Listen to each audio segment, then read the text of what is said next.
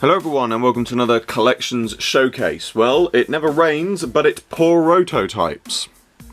Wow, I did that joke on Twitter as well, and now I hear it out loud. It really sounds terrible, but the point still stands. I am having one hell of a lucky streak when it comes to finding prototypes.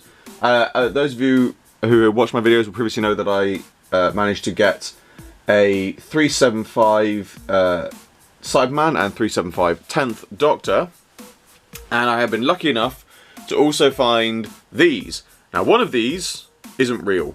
I'm pretty sure you can guess which one it is, so we're going to come to that one last. But first, we are going to start off with this Dalek. So, obviously, it is a 375 Dalek.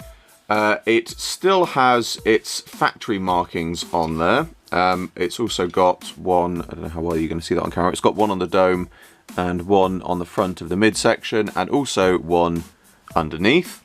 Now I'm going to try and put some pictures up on screen, but what I did with this, and this is a very rare thing for me to do with a prototype, but this is the first prototype Dalek I've had in my collection, so I wanted to double check it. I very carefully opened this up because my initial thought was that somebody might have just resprayed the Dalek, and whilst I'm doing this, so there's a few telltale signs that you can look out for with this. So first things first is that if somebody has resprayed it, the chances are that they probably won't have resprayed the inside, which means the interior will be the same usual Dalek colour, the sort of bronzy gold. However, as you can see from the pictures, I have opened this up, and the interior colour is the same plastic, and on the interior I got a little bit of acetone-free nail polish remover to try and just rub off, or try and see if it would rub off, because obviously if it did rub off it would mean it had been repainted, and it's not. This is the actual colour of the plastic. This grey is the actual colour of the plastic, which again makes it stand out to being a prototype along with the actual markings. The other thing is, and this is something that is it's easier to see if you are looking at, if you find something like this online, ask to see this, and it is, if I bring in, unfortunately I don't have a normal version, I do have a customs version which I've done, but if you look on the base on the prototype and you look at the base on this one, you will notice the main difference is this serial number here is not on this version. There's obviously a factory marking on here, but there is no serial number. Now, one thing I've noticed is that I've come across some 375 prototype Daleks before, and I asked the person who was selling them, I said, can you send me some more pictures? And they did. And then I said, can you send me a picture of the base? And they were like, why do you need to see the base? And I was like, well, something's not right here. And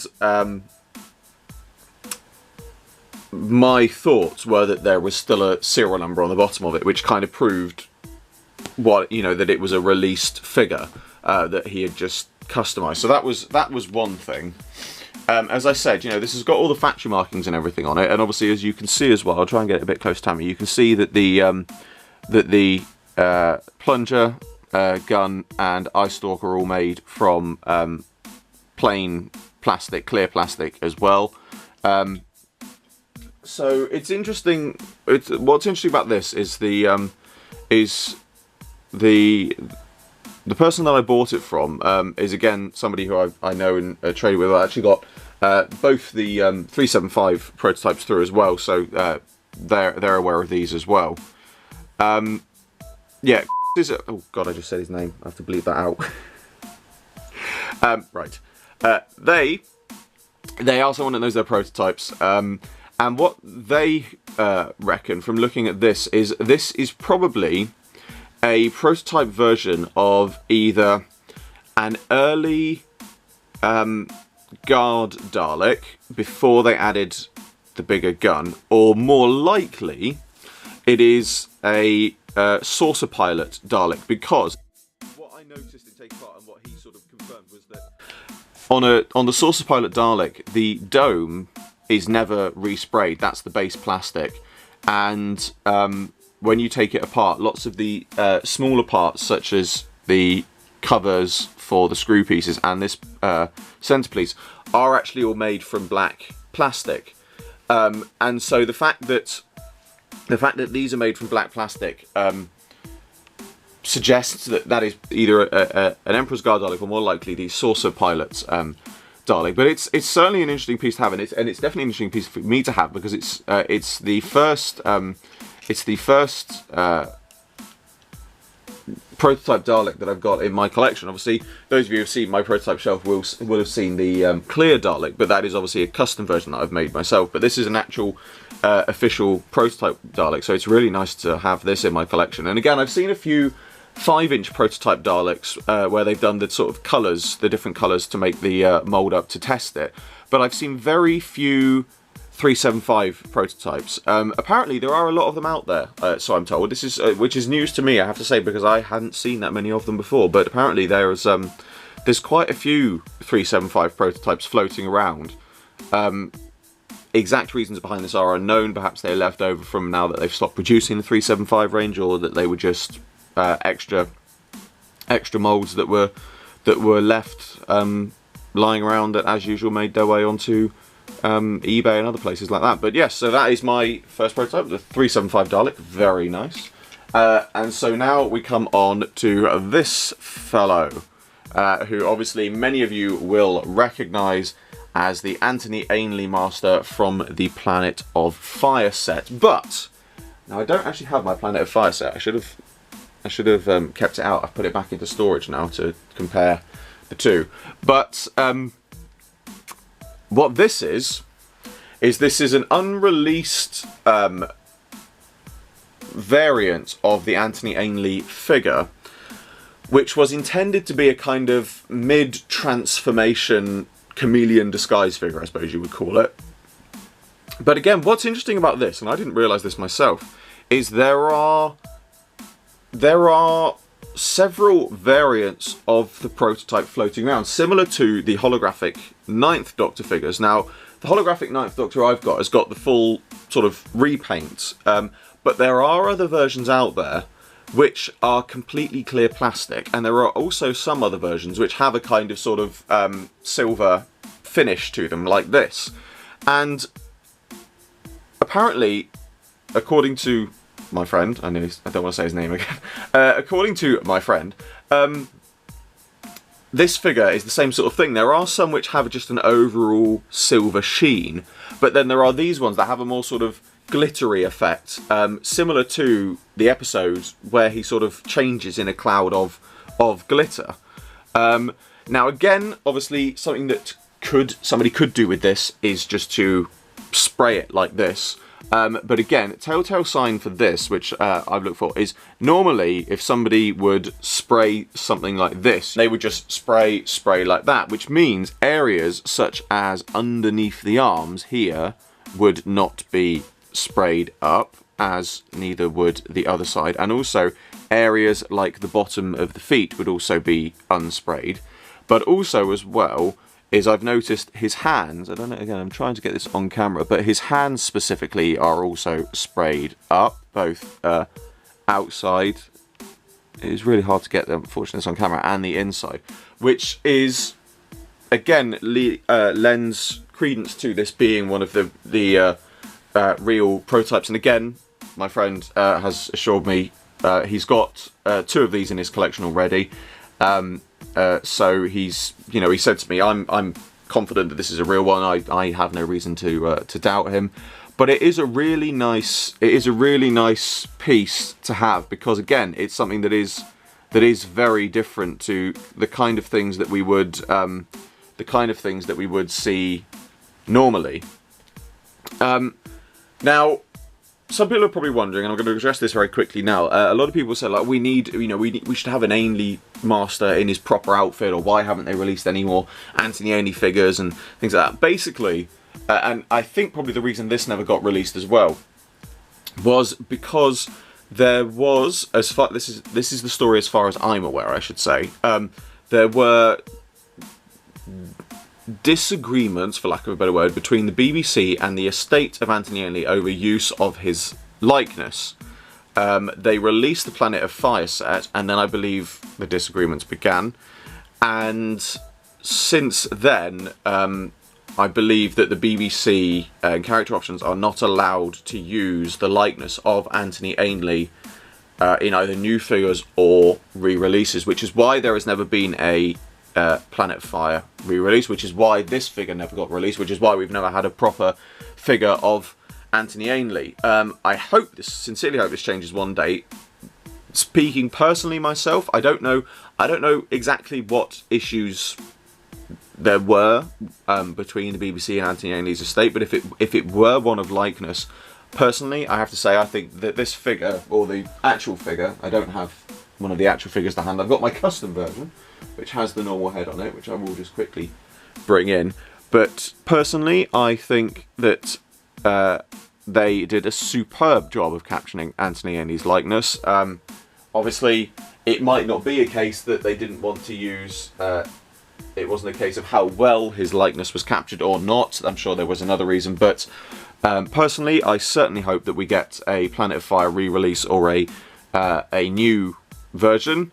I hope they never release this as a figure, just simply because it makes this one worth that little bit more if it's a completely unreleased figure.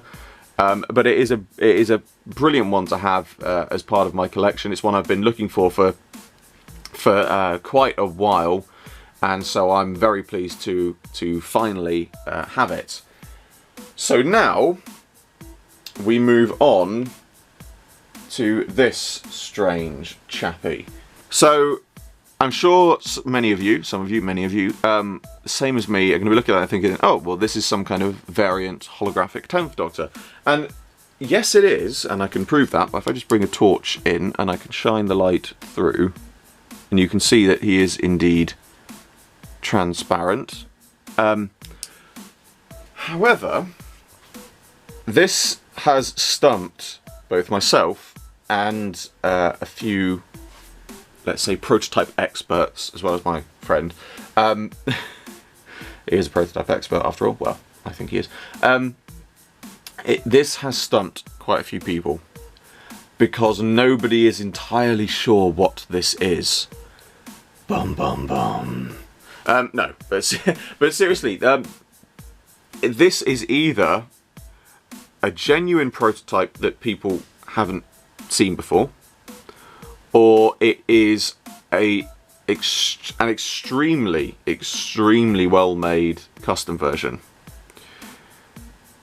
And my gut feeling, and the gut feeling of those I have asked, is sadly that this probably is a custom. I'm sorry to disappoint people. I'm sorry to be slightly disappointed myself, but it certainly seems to be more likely a custom version than an unreleased variant. But at the same time, there are a few things about this that raise questions that doubt its customs nature. Now, if I just bring in a holographic 9th Doctor, you can see that they've been done in a kind of similar style in terms of the sort of darker patterns, the darker edges, and overall look to the figure, which again you could do on this if you just used an ordinary 10th Doctor holographic figure. But the thing about that is that if somebody had just given this an overall ink wash, paint wash and repainted it, then you would see the pinstripes underneath, which you can't. Now, somebody could have taken the pinstripes off, perfectly possible, and then washed it over the top. However, in getting this, I tried to use a bit of acetone-free nail polish remover, and I think that there's still a slight mark on the back, to try and take off some of the paint, and it didn't come off, which means that this is the ingrained colour of the plastic, which is an odd thing in itself, because obviously that means that somebody's had to completely make this part by part in the right coloured plastics themselves. Again, those of you who've seen my videos will know that I have two knockoff holographic 10th Doctors, or at least they seem to be knockoffs. I can't find anything that suggests they're prototypes, but they are cast in an orange plastic. Now, again, it's perfectly possible that somebody could have just casted this themselves and made it that way. But the other thing that jumps out at this is the overall glitter effect, which it has. Again, as I said with the Ainley figure, somebody could have easily just resprayed it overall completely. But again, getting a bit of acetone-free nail polish remover on the back of the jacket, I tried to take it off, and it won't come off. And it's actually, again, the glitter effect is ingrained within the plastic itself, which means that somebody's had to either put some kind of basically has casted this, sprayed it, and then put some kind of finish on it, which means it can't be taken off, in which case I have no idea what that is.